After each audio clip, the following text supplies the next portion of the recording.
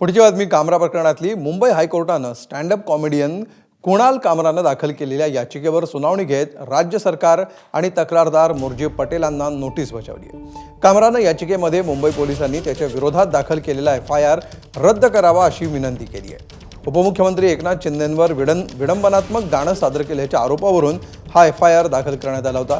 दरम्यान मद्रास उच्च न्यायालयानं कामराला 17 एप्रिलपर्यंत अटकेपासून अंतरिम संरक्षण मंजूर केल्याचंही न्यायालयाला सूचित करण्यात आलं आहे। दरम्यान अद्यापर्यंत मुंबई पोलिसांपुढे चौकशीसाठी न आलेल्या कामराला शिवसेना नेत्यांनी आव्हान दिलं आहे।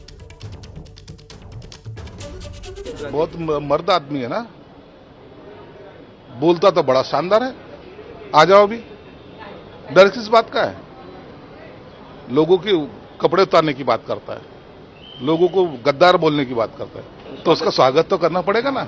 वो इतना बड़ा आदमी है, वो बड़ा स्टार है, उसका स्वागत हम जरूर करेंगे।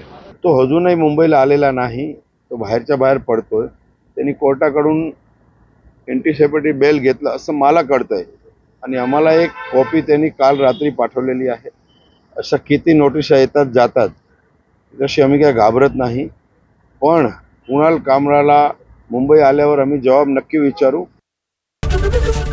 ABP माझा, उघडा डोळे बघा नीट।